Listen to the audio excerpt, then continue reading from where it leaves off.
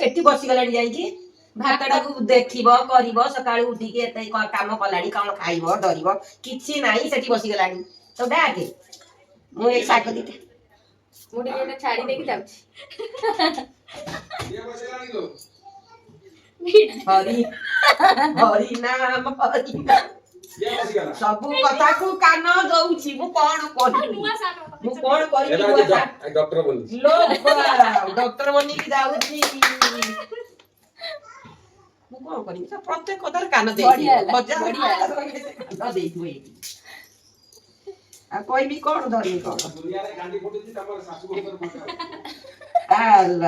ଆମ ଭିତରେ କଣ ହଉଛି ତତେ ଜଣା ପଡୁଛି ଉପରେ ଆଉ ହସି ନେଇ କଣ ଖାଲି କାନ୍ଦୁଥିମି ରାତି ଦିନ ନା ଆମେ ଯୋଉ କଥାବାର୍ତ୍ତା ହବା ସେ ଚାଲି କାହିଁ ବାପା ଶୁଣେଇବେ ଆମ କଥା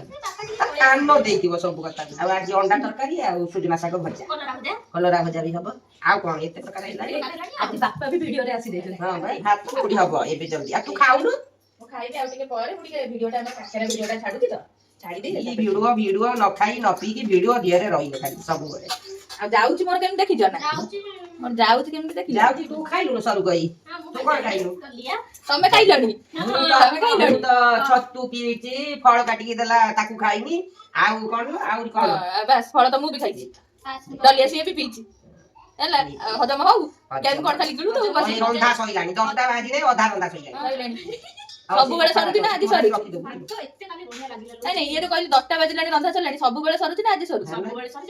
ସାଢେ 10ଟା ହଁ ଯୋଉଦିନ ଟିକେ ଆଇଁଷ ହଉଛି ଟିକେ 10:30 11ଟା ହେଇଯାଉଛି କାଇଁ କଷିବାକୁ ପଡିବ ନ କଷିଲେ ତରକାରୀ କଣ ତରତର ହେଇକି ଥୋଡି କଲେ ସେଟା ଭଲ ଲାଗେ ସେଟା କଣ ଗୋଟେ ପକା ତରକାରୀ ଗୋଟେ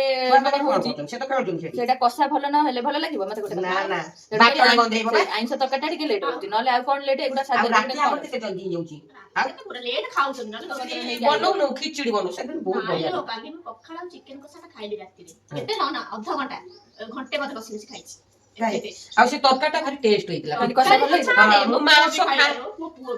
ପାଇଁ ଖାଇବା ବାଢି ଦେଇଛି ବାପାଙ୍କର ଆଜି ହେଇଛି ରୁଟି ଆଉ ଏଇଟା ହେଲା ଅଣ୍ଡା ତରକାରୀ ଆଉ ଏଇଟା ହେଲା ଶାଗ ଭଜା ଏଇଟା ହେଲା କଲରା ଭଜା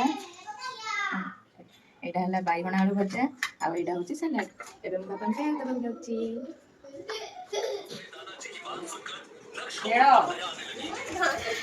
मम्मी तरकारी केन ହେଇଛି बहुत बढ़िया है इतने बढ़िया है कोई बढ़िया सब बढ़िया है खाइबा बहुत बढ़िया है।